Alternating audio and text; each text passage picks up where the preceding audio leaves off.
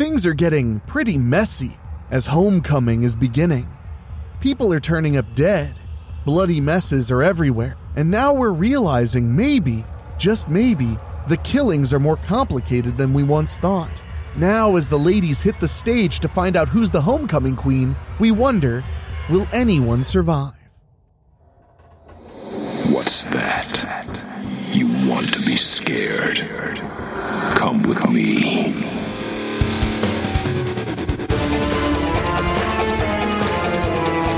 You will experience tales of horror, ghosts, and death. It is not recommended for the weak at heart. Listen in the dark.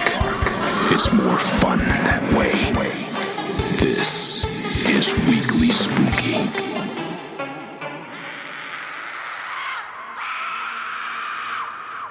Hello, my spookies. It's Wednesday, and you know what that means. It's time for a little spooky in your weekly. I'm your host and narrator, Enrique Couto, and tonight's the night. We have the final installment of Homecoming Queen Killer, ready for your waiting ears. But before we get to that, I want to say a huge thank you to you for listening to the program. We are so happy to have you here, and we look forward to bringing you plenty more scares every single Wednesday and sometimes beyond. Don't forget, on Monday we released a brand new episode of Monthly Spooky, our once-a-month talk show, where we go over all kinds of creepy news stories and have a good laugh. And this Friday, we're going to have a special treat for you, an episode of my other podcast, Do You Even Movie, where we cover the wintry horror film Ravenous. It's all about cannibalism in the Old West, so bring your appetites. And remember, if you love what we're doing here at Weekly Spooky and you want to support us, just go to weeklyspooky.com and click on Patreon. For as little as $1 a month, you get 2 episodes extra every single month. And right now, the current story we're going through is The Weekend by Rob Fields. It's a 12-part series all about a group of kids going to an abandoned summer camp. And as you could probably guess, things don't go exactly the way they were planning. So make sure you check that out at weeklyspooky.com. Click on Patreon. Give us a little support. We really do appreciate it. But now, my dear spookies, you've waited long enough. We've had 5 Wednesdays in the month of January, so we've had 4 installments so far in the miniseries, with the last one coming right up. So sit back and relax. We are heading into the thrilling conclusion of Homecoming Queen Killer after these quick words.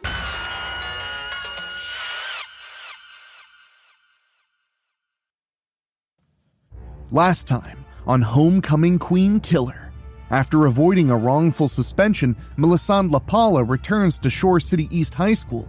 Melisande still has 2 suitors who want to be with her and take her to homecoming. Unable to decide between Laura Lee Alexandra, secretly the undead Laura Lee Hardy, and Arnie Razor Rathman, she suggests they go to homecoming as a throuple. One of the last remaining competitors for the homecoming crown, Janice Ingalls, is viciously murdered after running into Laura Lee and Melisande at a spa in one of Shore City's malls. Reese Claiborne is still determined to eliminate Melisande from the homecoming dance. She and Ollie Prince find the throuple having dinner at a restaurant when they crash the date. As Melisande tries calling the police, she's rendered unconscious and has her phone taken from her. When she awakens, she discovers a horrible massacre has taken place inside the restaurant. Deborah Lehman arrives and tries killing Laura Lee unsuccessfully. Deborah saves Melisande and reveals that she succeeded in restoring Laura Lee Hardy to life a week ago at the Green Lawn Cemetery. The girls go to their high school thinking they'll be safe at the homecoming dance, but Deborah is killed before they can reach the dance itself. Melisande is now face to face with a huge surprise. And now, the thrilling conclusion to Homecoming Queen Killer by Rob Fields. Saturday night, homecoming. Reese Claiborne worked hard to make herself presentable again before coming to Shore City East High School for the homecoming dance. Out of her other 5 competitors nominated for the crown, she was obsessed with eliminating Melisande Lapala.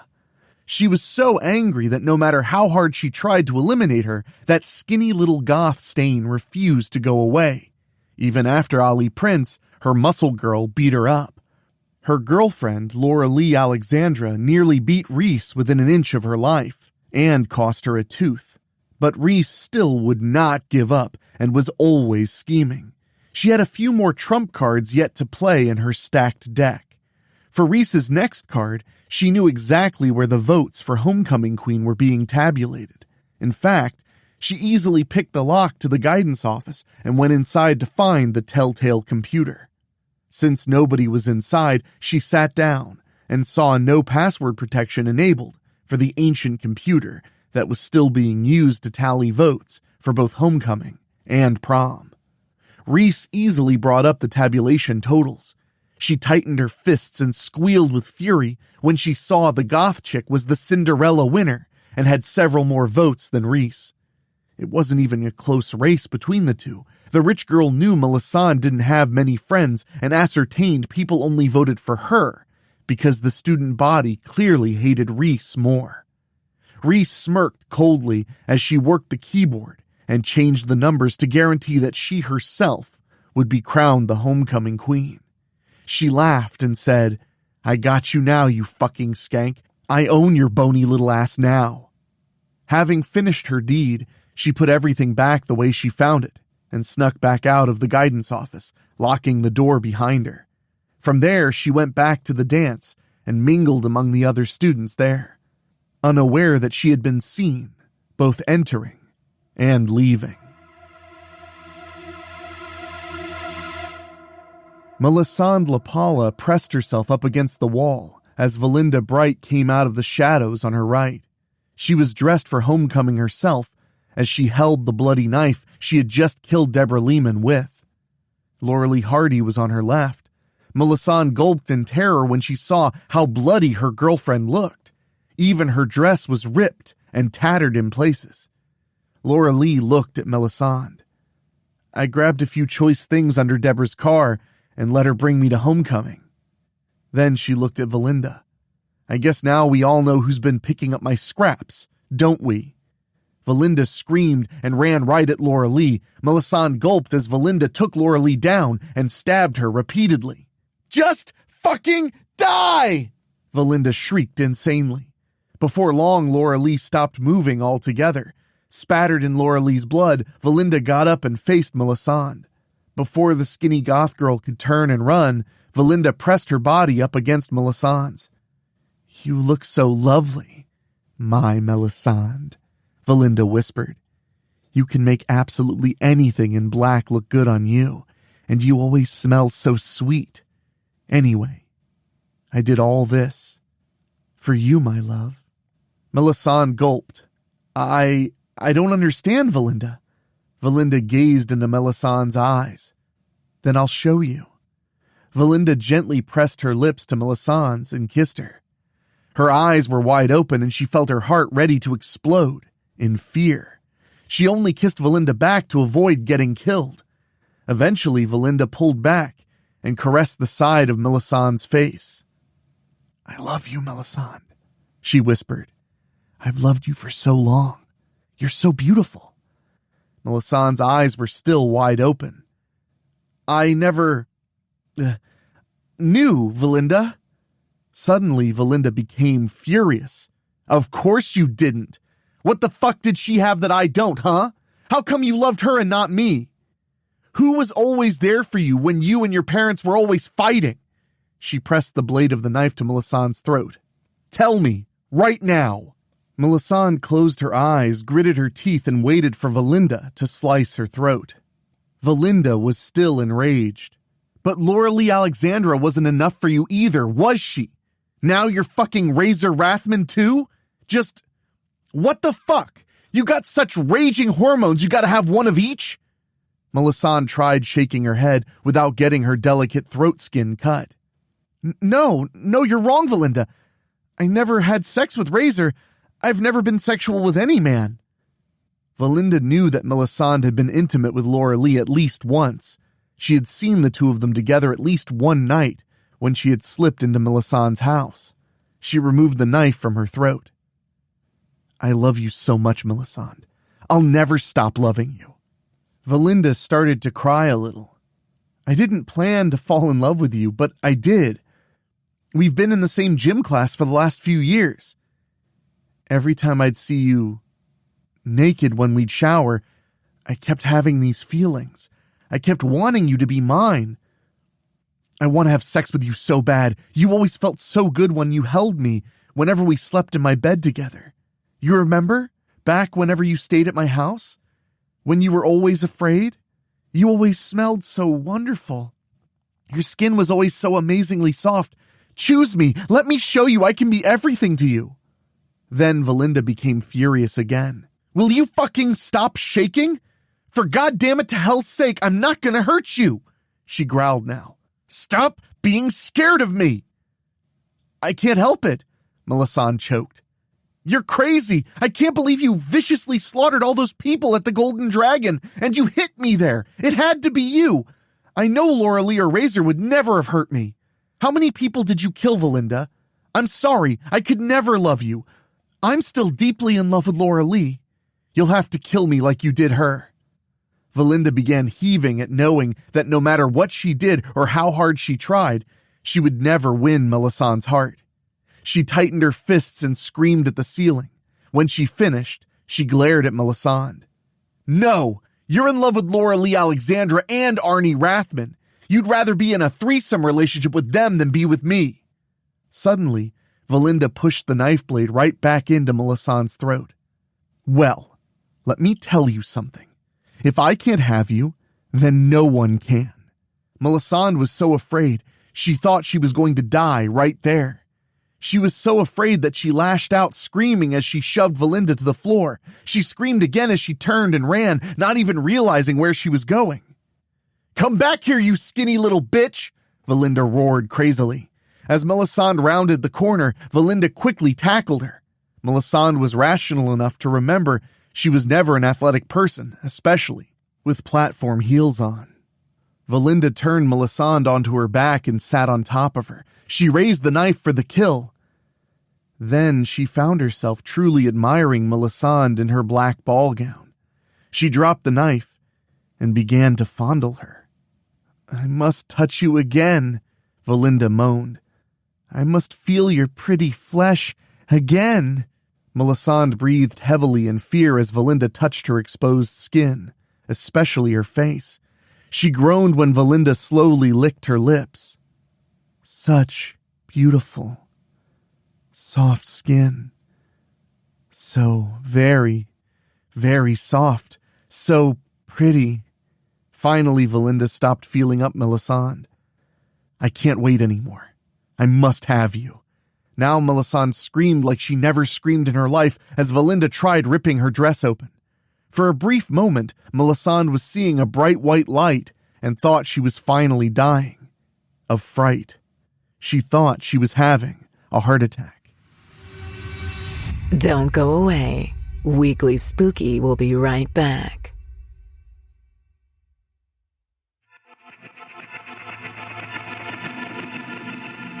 After Melisandre finally managed to calm down and come back to reality, she felt her hand being held and caressed. Honey?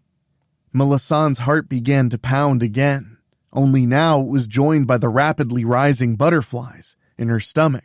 When she felt herself being eased off her back and into a sitting position, she saw the face of Laura-Lee Hardy. Her dress was still worse for wear. Aside from that, she looked fully restored once again. Are you okay, Melisandre? Laura-Lee whispered, caressing the side of her face. Then Melisandre shifted her gaze just past Laura-Lee and saw Valinda's body lying in a pool of its own blood. A fire axe had split Valinda's head almost right down the middle. You killed Valinda? Melisandre managed to ask Laura-Lee. When I revived and saw what Valinda intended to do to you, there was no compromise. I had to destroy her. Laura-Lee began to cry. She might have killed you. I could never let that happen, Melisandre. Laura-Lee squeezed her hand. I love you too much. Melisande became calm again and took a deep breath. Deborah told me who you really are. Are you really Laura Lee Hardy? Did I really bring you back to life a week ago? Are you really dead? Then she gulped. And did you kill my parents? Laura Lee looked Melisande in her eyes. Let's answer your questions. Yes, I'm really Laura Lee Hardy. Very much yes, you did bring me back to life. Thank you from the bottom of my black heart for that, by the way. Am I undead? I don't know for sure, even after Valinda attacked me. She looked a little sad. I know you saw Deborah hit me and run me over with her car again and again. I don't feel dead, but I honestly don't know if I am or not. She cried a little more. I really don't want to lie to you. I am Laura Lee Alexandra, but those are my first and middle names. Yes, I am a killer. I can't change that part of who I am, but I would never, ever hurt you in any way. And my parents? Melisande asked quietly. Laura Lee sighed. Yes, I killed your parents a week ago. I found your house and saw how your parents were treating you. I got so pissed off that I punished them for it. There. Now there are no more secrets between you and me. She stood up and helped Melisande to her feet. If you hate me now and never want to see me again, just tell me to go away and I will. I'll leave you to be with Razor then. I'm sure he'll be a very good man for you. He's got a good heart. As Laura Lee moved to let go of Melisandre's hand, she felt the tiny hand tightening around her own. Laura Lee looked to Melisande for an explanation. I hate to tell you, Laura Lee, but you have hurt me. You've hurt me really bad. Melisande cried a little to herself. Then she put the fingertips of her free hand on the pit of her stomach. It won't stop hurting. She uttered a romantic sigh. I can't be without you now. And before Laura Lee could respond, Melisande suddenly threw her arms around her and pressed her lips with hers. Laura Lee wrapped her up in kind and kissed her back. They shared a long, deep, passionate kiss, and Laura Lee knew she had finally won Melisande at last. When the girls came apart, they felt they weren't alone. A group made up of several couples were standing there and watching them kiss. Based on the way they were looking at the ghastly, gruesome scene before them, they clearly didn't approve. Get out of here, you crazy bitches! One of the girls snapped at them. Laura Lee smirked now. You just say the word, my love. Melisande glanced at Laura Lee. Would you show me how you killed my parents? With pleasure. Laura Lee picked up Valinda's knife, pulled the axe from her head, and went at the group. The sounds of screams and brutal massacring filled the hallway. By the time Laura Lee was finished, she had littered the floor with 10 more bloody corpses. When Laura Lee returned to Melisande, she was soaked in their blood. Melisande smiled and put her hands on her beating heart. You're beautiful, Laura Lee, Melisande gushed.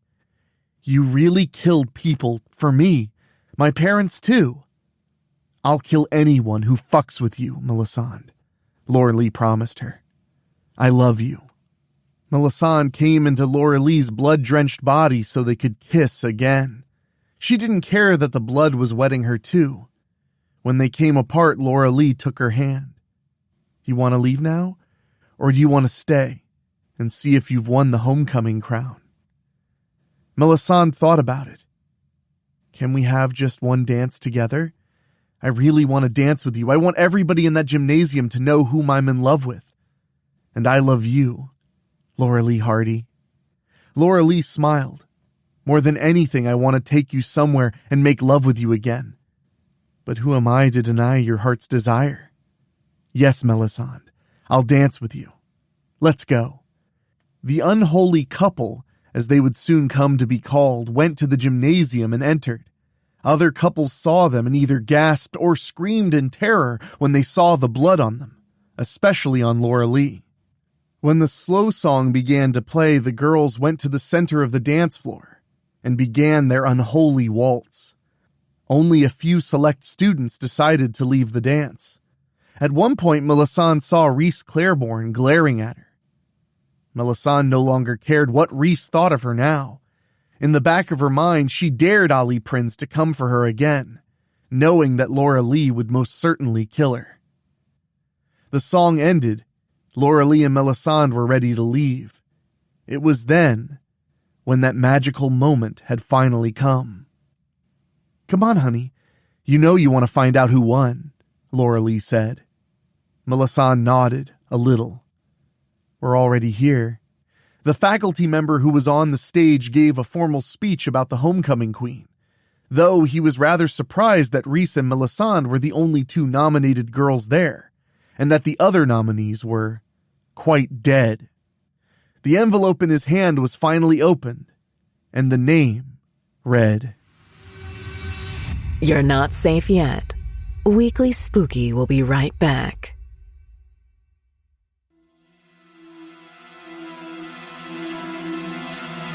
Melisande gasped.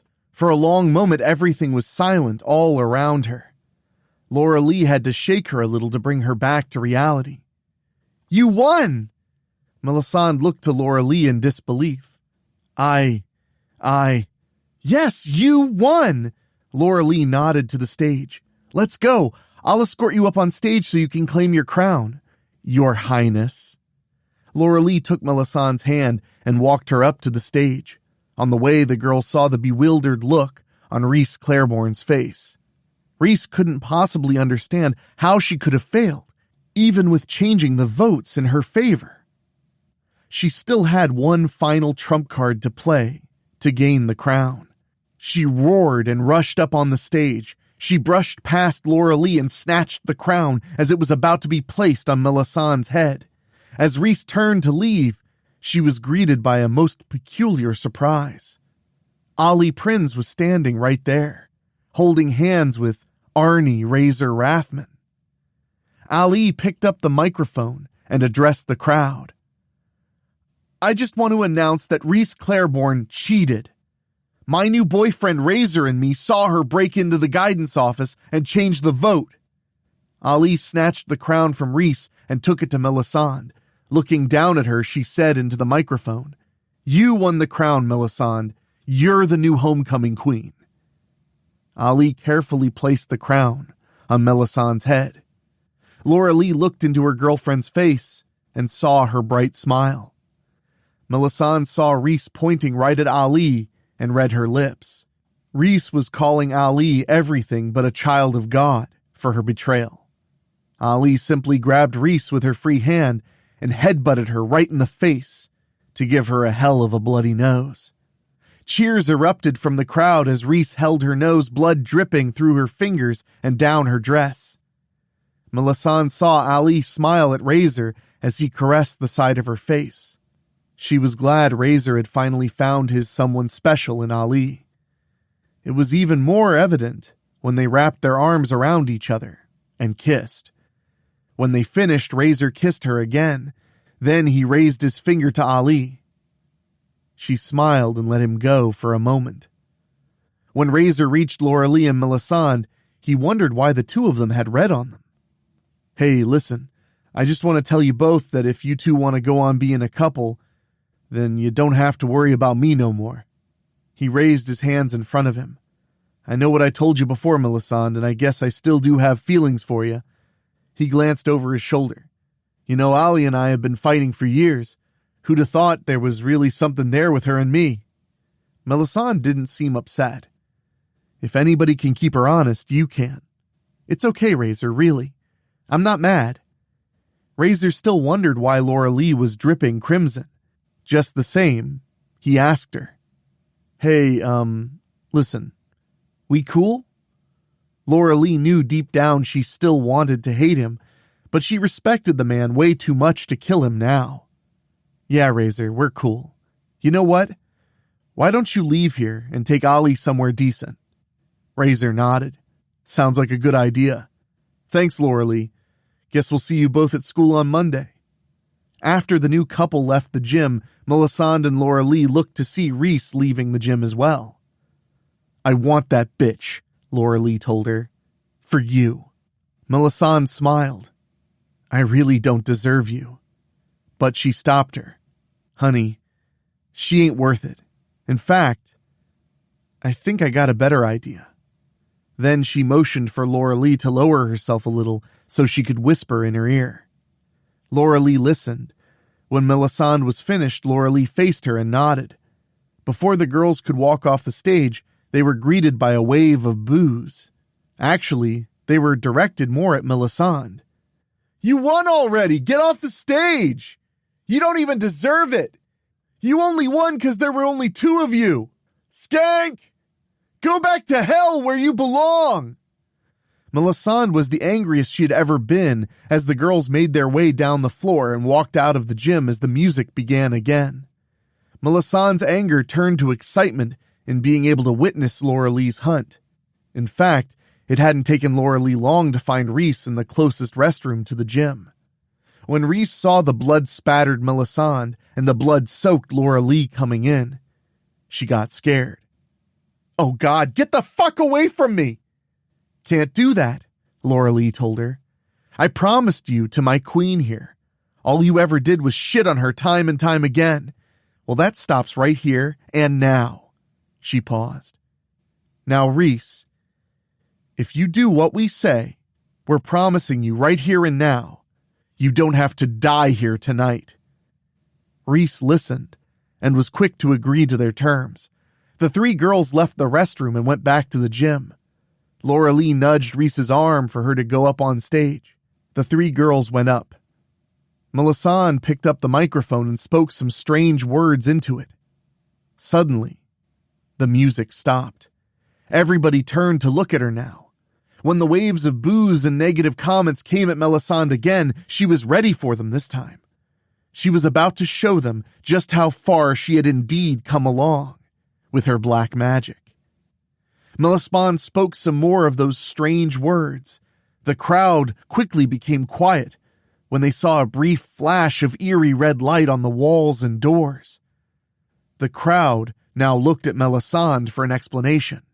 Seriously, fuck all of you, Melisande yelled. For years, you've all been giving me a hard time.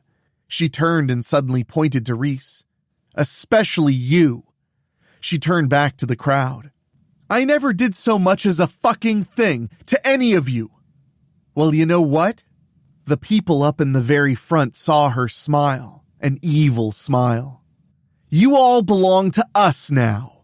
She handed Laura Lee the microphone. Take it away, my love. Laura Lee smiled just as evil as Melisande. Congratulations, motherfuckers. You all get to be part of a homecoming dance people are going to be talking about for years. Just like my prom last spring at Strickfield High. Then she pointed right at Reese. And you just stay right up here. You get the best seat in the house. Laura Lee turned to Melisande. My gift to you, my queen.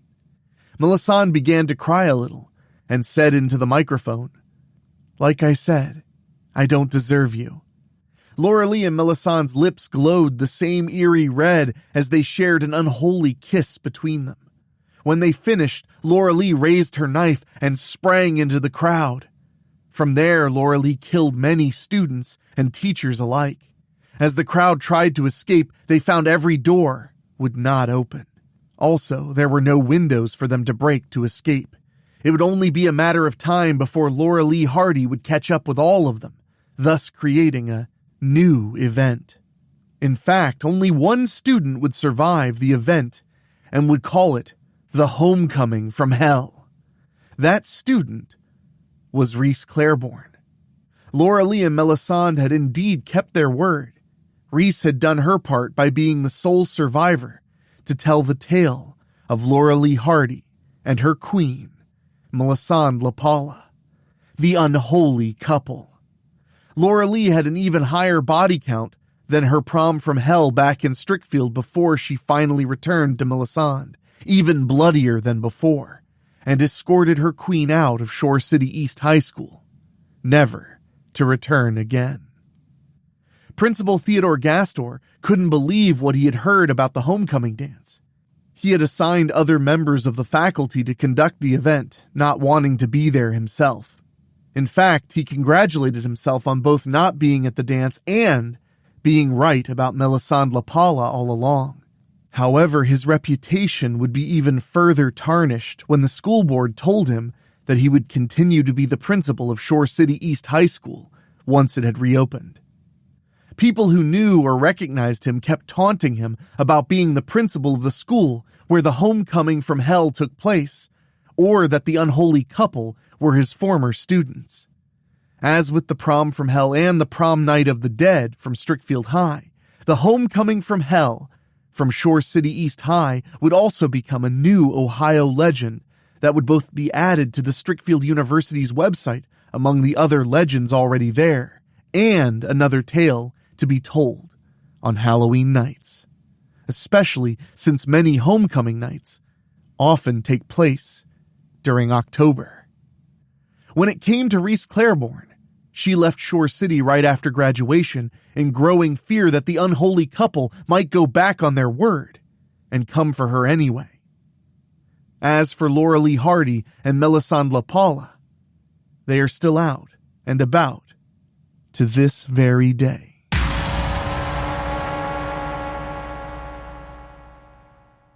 Isn't love grand? I hope you enjoyed that very messy, very romantic mini-series right here at Weekly Spooky, and don't worry, we'll have another one for you in the summertime. Something to chill your bones while you work on your tan. And remember, if you go to weeklyspooky.com and sign up for our Patreon, you can get an additional series that takes place in the Strickfield universe in your ears twice a month, and I assure you, you'll enjoy it. But real quick, I have to talk about something that's a bit sad. It's very sad. One of our Patreon podcast boosters, my friend Steve King, I know he has a famous name. Steve unfortunately passed away this weekend. I just want to say we're going to miss him a lot. He was a podcast host, a fellow podcaster, and a good friend of mine and Rob Fields. So tonight we're going to read his name one last time on the Patreon podcast boosters and say, Steve, thank you so much for all the support, all the laughs, and all the friendship. I really do appreciate it. Our Patreon podcast boosters are folks who pay just a little bit more to hear their names at the end of our program. And they are Johnny Nix, John Callan, Bobbletopia.com, Jenny Green, Brent McCullough, our good buddy Steve King, Karen Ouimet, Jack Kerr, and Craig Cohen. Thank you all so much, and we'll miss you, Steve. We really will. So now, my friends, it's time for us to wrap up the program, but we'll be back next week to bring you all the fear that's worth it for your ear. So, for myself, for our executive producers Mark Shields and Rob Fields, for our producer Dan Wilder, and our composer Ray Mattis, I really appreciate everything you guys have done for this show, and I can't wait to bring you a bloody, lovely February with a very special novella by Rob Fields coming right at you just in time for Valentine's Day. So until next time, be kind to each other, and I'll talk at you real soon. Thank you for listening. Make sure to find your way back next week. But for now, you are safe. Trust me.